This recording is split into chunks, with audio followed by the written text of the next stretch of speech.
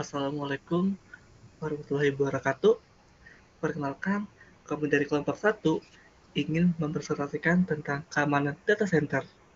Sebelum masuk ke materinya, izinkan saya untuk memperkenalkan anggota dari kelompok 1, yaitu saya sendiri, Yoga Aditya, ada Abdullah, ada Bayu Nur Indrajati Irawan, Farska Ramadan, Arfan Zulfami, dan terakhir Dimas Aji. Apa sih tentang keamanan data center itu? Dan seberapa pentingnya keamanan dalam data center? Yuk, kita lihat animasi berikut ini.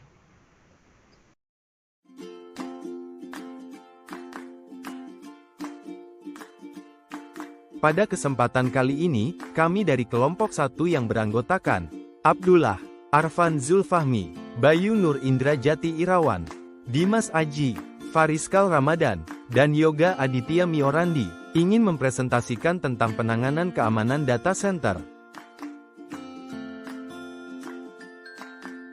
Tahukah kalian, apa itu data center? Data center adalah fasilitas fisik yang digunakan untuk menyimpan, mengelola, dan memproses data dan aplikasi organisasi. Data center menjadi pusat pengelolaan informasi penting yang mendukung berbagai aktivitas bisnis. Apakah keamanan penting dalam data center? Keamanan di data center sangat penting karena data yang disimpan seringkali bersifat sensitif, seperti informasi pelanggan, transaksi keuangan, atau rahasia bisnis. Pelanggaran keamanan dapat menyebabkan kerugian finansial, reputasi, atau bahkan pelanggaran hukum.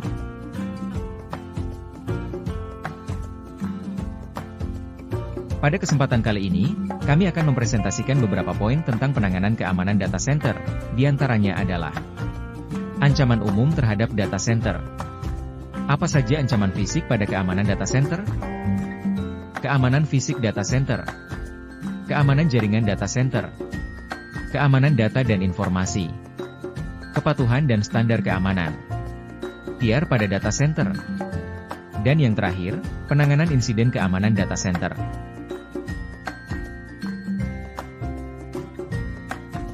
Itulah pembukaan secara singkat dari kami. Untuk pembacaan materi yang pertama, akan dibacakan oleh teman kami, Arfan Zulfahmi. Waktu dan tempat kami persilahkan, terima kasih.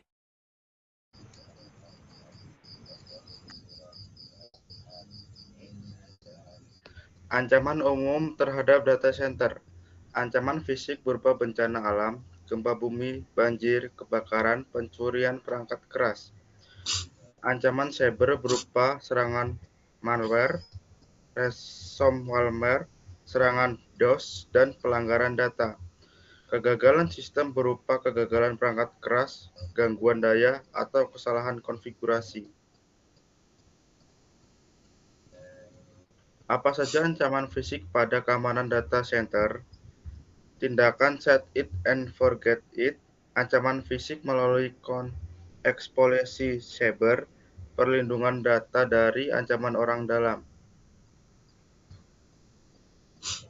Tindakan set it and forget it, Ryan Esvalent, CEO Ransomware, mengkritik pola pikir set it and forget it pada data center yang berfokus pada tampilan keamanan tinggi tapi mengabaikan pemantauan dan perubahan software. Menurutnya, dengan meningkatkan pekerjaan jarak jauh dan penyimpanan data via cloud, perlindungan data center menjadi semakin penting. Selain menjaga data aman, pemantauan aktivitas mencurigakan dan keamanan fisik fasilitas juga harus menjadi prioritas untuk melindungi dari ancaman eksternal. Ancaman fisik melalui eksploitasi cyber. James Donsas, Productive Manager Jones Controls, menunjukkan bahwa ancaman keamanan pusat data utama saat ini adalah penggumpulan antara fisik, logika, dan keamanan jaringan. Faktor serangan pertama untuk serangan fisik. Serangan bisa melalui keamanan cyber atau dengan mengeksploitasi kerentanan keamanannya. Perlindungan data dari ancaman orang dalam. Masalah umum lainnya yang menjadi masalah keamanan data center adalah ancaman orang dalam, di mana pencurian data berasal dari dalam data center.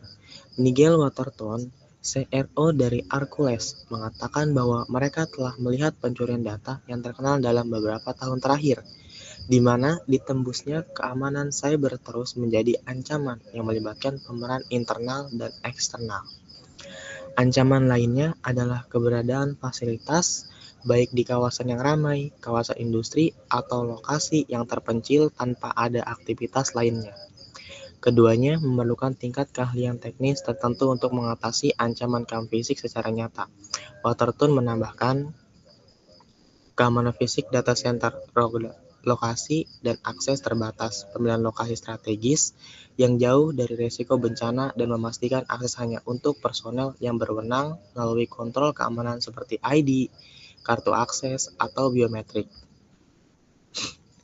Sistem keamanan fisik CCTV untuk pengawasan 24/7, penguncian pintu menggunakan biometrik, PIN, atau RFID, pengaturan alarm untuk mendeteksi akses tidak sah.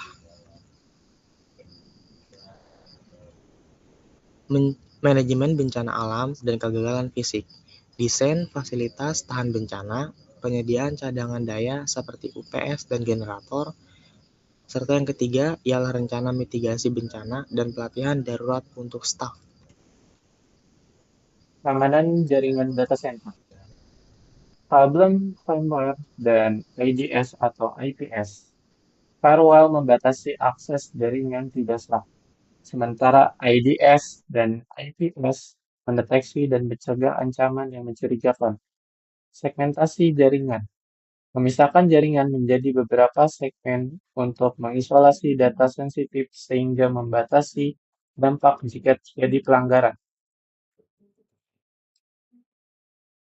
Keamanan jaringan data center.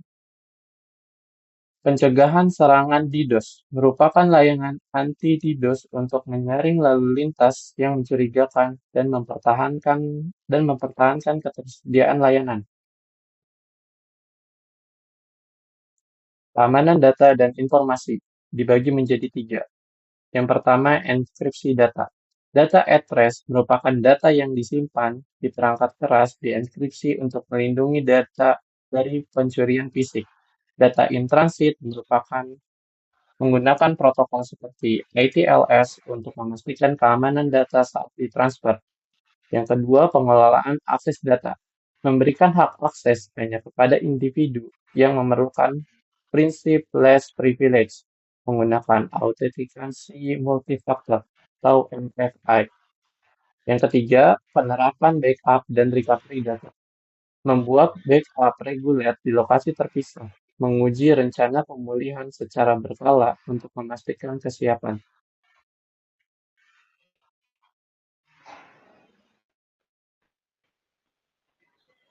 Patuhan dan standar keamanan. ISO 27001 dan standar lainnya.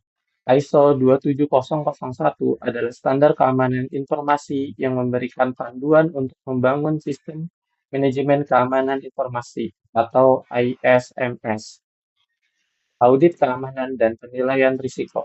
Melakukan audit berkala untuk mengidentifikasi celah keamanan dan mengambil langkah perbaikan. Regulasi lokal dan internasional yang relevan. Mematuhi regulasi seperti GDPR dari Eropa, SEPII dari Amerika, atau PP nomor 71 tahun 2019 dari Indonesia terkait pengelolaan data elektronik. Sebelum pembahasan materi selanjutnya, kami ingin memberikan sebuah contoh kasus tentang diretasnya pusat data nasional. Penyebab pusat data nasional dapat diretas secara teori merupakan akibat dari sejumlah kekurangan.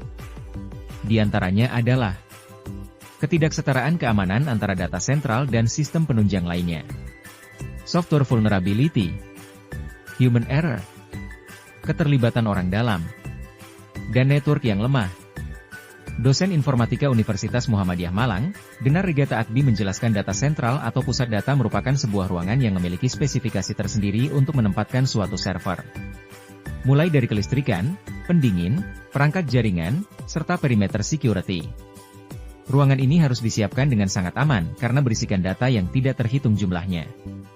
Ia juga menjelaskan bahwa seluruh aspek yang menyangkut hal ini harus stabil. Problem listrik naik turun saja bisa mengakibatkan data imigrasi error. Demikian juga ketika server down, maka dari itu dalam sebuah data center harus memenuhi high availability. Kapanpun kita membutuhkan data maka dia harus bisa menyediakan karena data sudah tersimpan di sana. Tidak boleh mati dan juga rusak. Data sentral menarik untuk dibobol kata Denar, karena banyak alasan. Salah satunya motivasi untuk mengambil keuntungan, seperti kasus yang terjadi di Indonesia di mana data sentral terindikasi malware. Malware atau malicious software yaitu perangkat lunak yang didesain untuk menimbulkan kerugian bagi pengelola data. Dari kasus tersebut, terdapat beberapa hal yang bisa dilakukan untuk meminimalisir keamanan data sentral yang telah dibobol, seperti berdiskusi dengan pihak yang terkait untuk membuat suatu sistem keamanan yang siap. Harus ada firewall yang bersih. Melakukan audit keamanan secara reguler. Melatih karyawan mengenai sistem security yang ada. Oke, selanjutnya ada tier pada data center. Yang pertama ada tier 1 atau basic site infrastructure. Yang kedua ada tier 2, redundant site infrastructure capacity component. Selanjutnya ada tier 3, concurrently maintainable site infrastructure. Dan yang terakhir ada tier 4, fault tolerant site infrastructure.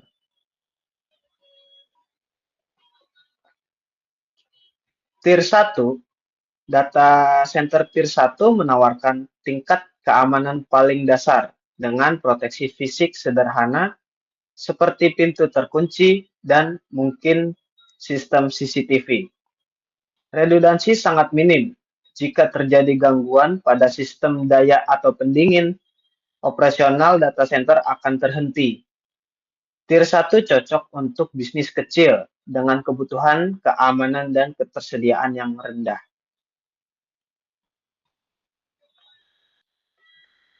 Tier 2 meningkatkan keamanan dengan menambahkan beberapa komponen redundan seperti generator cadangan dan sistem pendingin tambahan.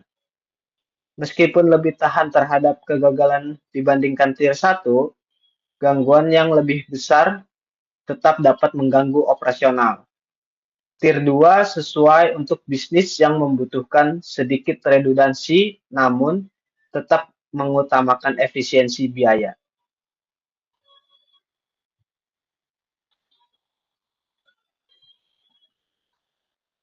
Lalu yang ketiga ada tier 3, menawarkan keamanan yang lebih komprehensif dengan kontrol akses yang ketat, sistem pemantauan yang canggih, dan redundansi untuk semua komponen penting.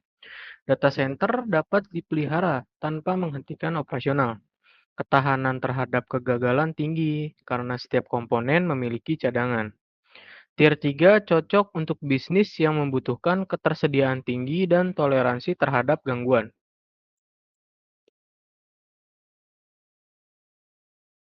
Lalu yang terakhir ada tier 4, memberikan tingkat keamanan tertinggi dengan sistem berlapis dan juga proteksi secara menyeluruh terhadap berbagai ancaman. Salah satunya bencana alam. Redundansi lengkap menjamin operasional tanpa henti, bahkan saat terjadi kegagalan pada beberapa komponen. Tier 4 ideal untuk bisnis dengan kebutuhan keamanan dan ketersediaan kritis, seperti halnya lembaga keuangan dan juga pemerintahan.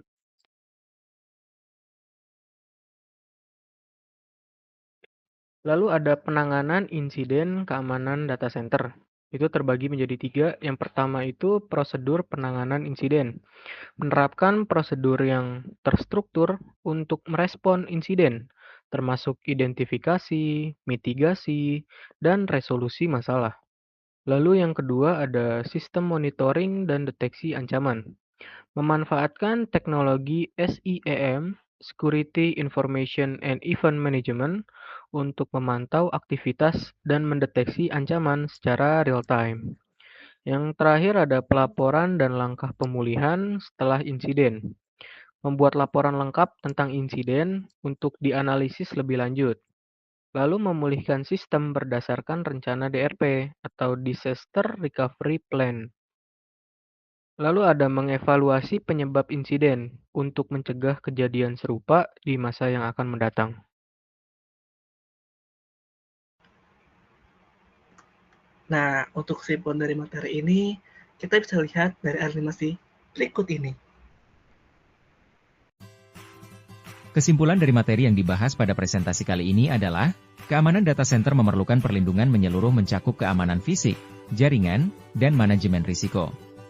Ancaman seperti bencana, serangan siber, dan kegagalan sistem harus dikelola dengan kontrol akses ketat, enkripsi data, backup rutin, serta penerapan standar keamanan seperti ISO 27001. Pemantauan, audit berkala, dan respons cepat terhadap insiden memastikan data tetap aman, operasi bisnis berlanjut, dan regulasi terpenuhi.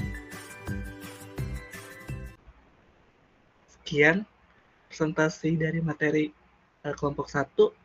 Kurang lebihnya mohon maaf. Assalamualaikum warahmatullahi wabarakatuh.